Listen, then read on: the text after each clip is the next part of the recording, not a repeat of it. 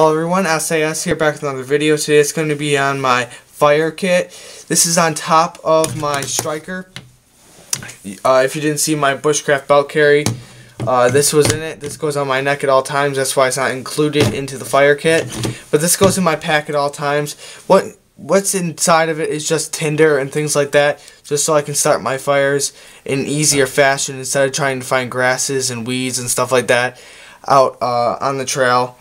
It's just a faster way and things like that. So without further ado, let's get into it. Alright everyone, what holds all this together is the tin. This is not an Altoids tin, this is a tobacco tin from England. My father gave it to me. I don't know much about it. It's just bigger than an Altoids tin, that's what I like about it. At the top here I have just a hold so I can make char cloth and things like that. Right here is a bicycle inner tube cut off piece. I use these for my ghillie suit to hold on grasses and things like that. So I just thought I'd put it in there to hold this thing together because sometimes it pops. The lid pops out, and I saw Dave Cabber use this instead of a rubber band, so I just threw that in there. Alright, getting inside here. These are all of my tinders and things like that, and my ways of starting fire on top of my fire steel. First here is steel wool. Everyone knows how steel wool is really ignitable. It doesn't go up into a flame, but just little embers and things like that. Really nice thing to have. I have some 100% in cotton t-shirt pieces to make char cloth. Two cotton balls here. They're not soaked in Vaseline, but that's just another way of starting a fire. Very ignitable. Next thing here, I have some char cloth. I always make char cloth out in the field. That's why I don't carry tons and tons. And you don't need all this to start up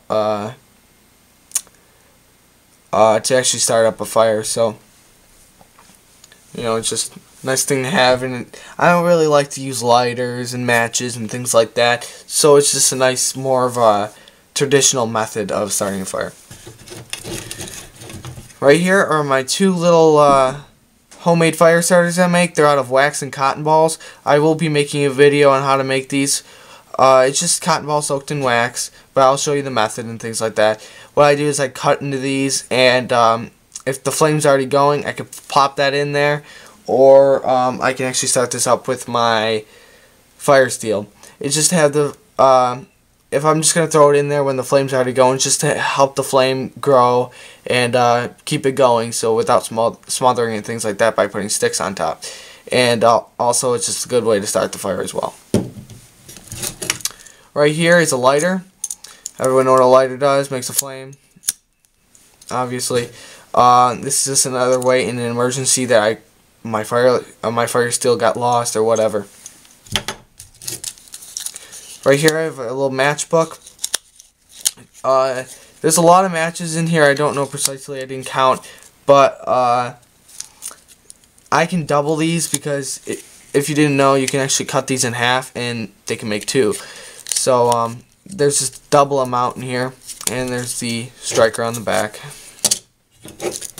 Last thing in here, sorry about this. This thing's full with like charred just everywhere from making char cloth. This is this little piece of tin foil. It's heavy duty, so I heard when you're making char cloth that if the oxygen gets to the char cloth, it'll burn. So I never really even tested that. I just always had this. So every time I go out, I just get a new piece of tin foil. You can put it over top so the oxygen doesn't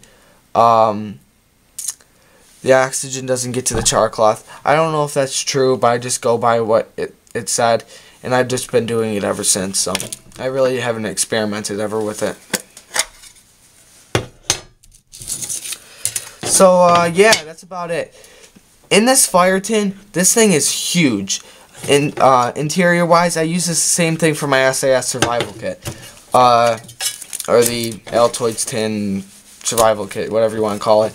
But I put everything in here without any hassle. It's not like bulging out of the sides or hard to push down. It fits in there, everything, just beautifully. No problems at all. You can see here, I'm going to put everything back in to show you that I didn't, before make this video, and like shove everything in there. I can easily just put everything back in there.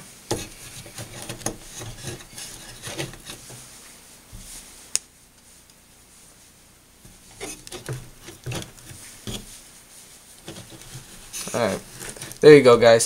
See, and I have lots of room. I could put more matches in there if I want, but I always have my fire steel, which sends some great sparks. It's the Light My Fire steel. If you haven't seen the unboxing, go check that out. I will be doing a review on it. But it's just more methods of starting a fire in case of an emergency and things like that. And also just all my tinder and things like that in case I didn't want to use grasses and have a challenge if I was really cold and I just wanted to start out a fire, or if I'm in wet conditions and things like that.